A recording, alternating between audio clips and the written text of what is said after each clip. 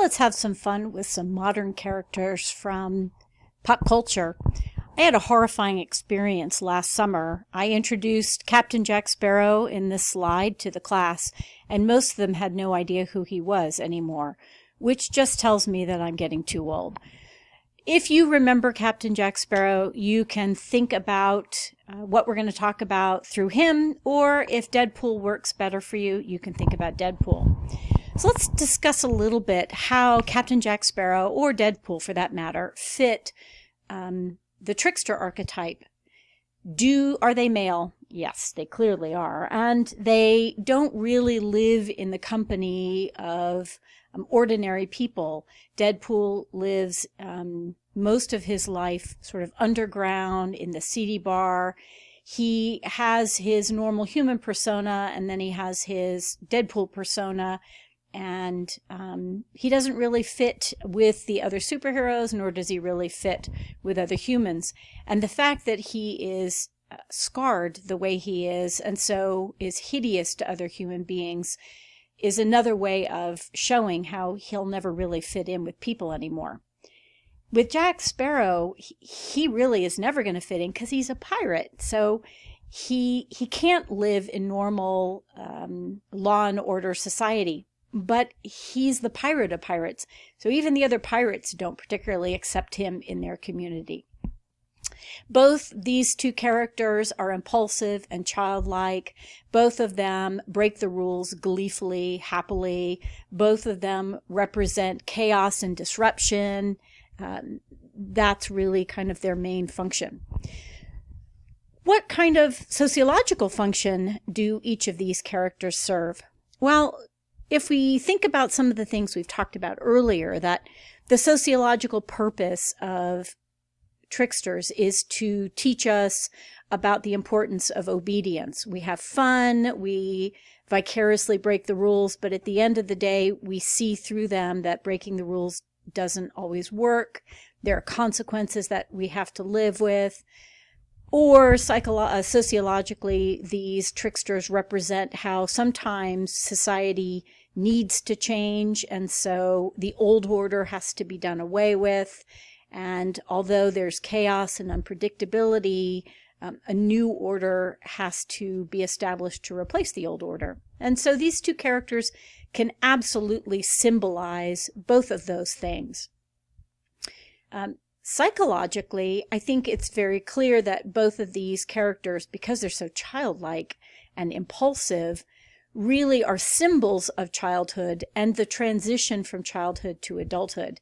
Neither of them ever really grows up, so they're definitely not about adulthood.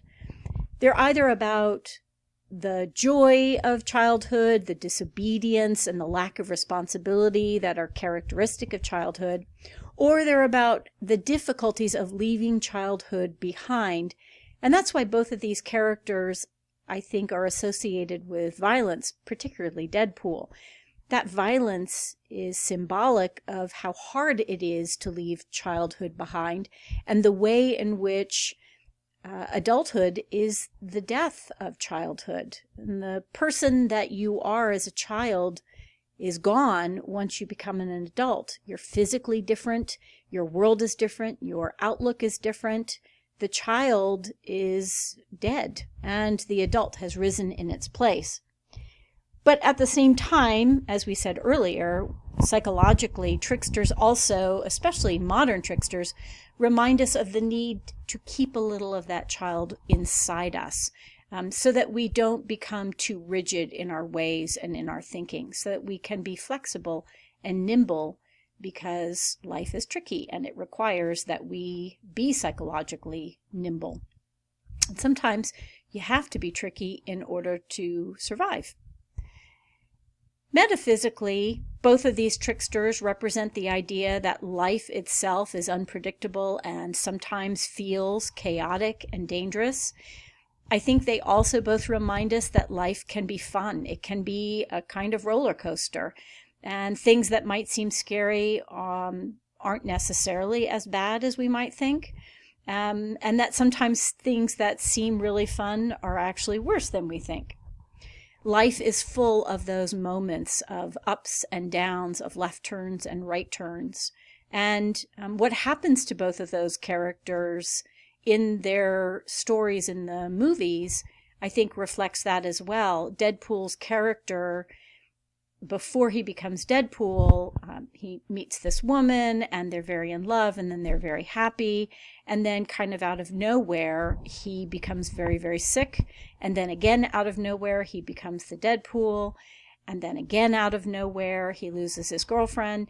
And so the zigs and zags in Deadpool's life are symbolic of the twists and turns in our lives too, because that's what life is like. Cosmologically, I love to talk about Captain Sparrow for this.